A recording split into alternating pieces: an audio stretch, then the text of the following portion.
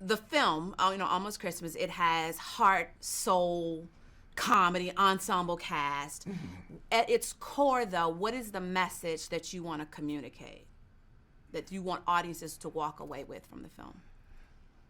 Well, I want audiences, and I can speak for, I think I can speak for my sister here, Monique, as well. We want audiences to see themselves and enjoy themselves and to love themselves and find the celebration in themselves in this moment. Monique, it is expressed here during our interviews today that there's a new way in which her family looks at holidays, that every day is a holiday, that every day is Christmas, every day is a celebration. And I want to see that and feel that, because there's really instructive parts of this movie that sometimes you miss with all the laughter and all that. You miss all there. The kind of the sibling, the finding the healing between two sisters, or finding your son making an ethical choice. I love that.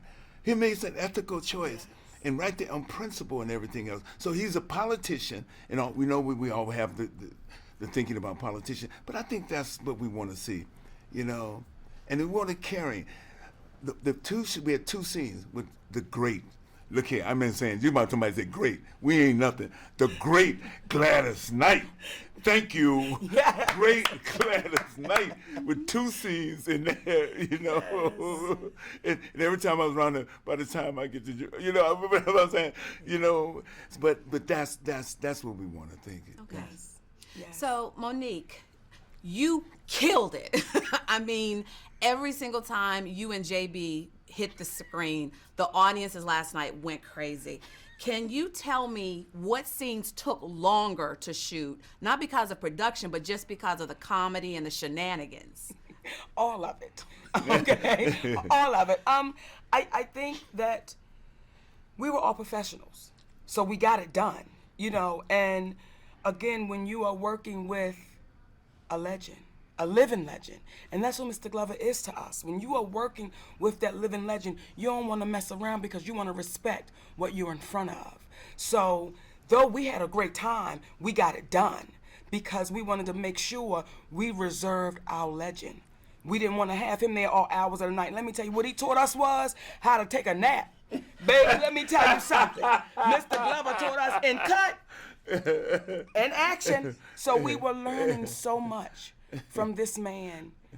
In every scene, even in his silence, he was showing us, listen, baby, this is how you have longevity. And his humility on that set, everybody was baby. He walked in, come here, baby, hey, baby, hey. From the director down to the brother cleaning up. So to be in that type of energy and that type of spirit, you couldn't go wrong.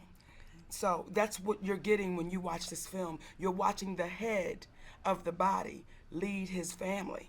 And that's what you get. Awesome. And then my last question, what is it that you think when Aunt May hit the screen, you telling people like it is, and you cussing people out, what do you think the audiences are just going to love? Why do you think they're going to love Aunt May?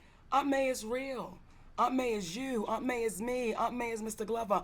Aunt May is that person that says, I'm thinking it, I'm going to say it. Most people think it, but they're too afraid to say it. So Aunt May is that person that you love for her to come around.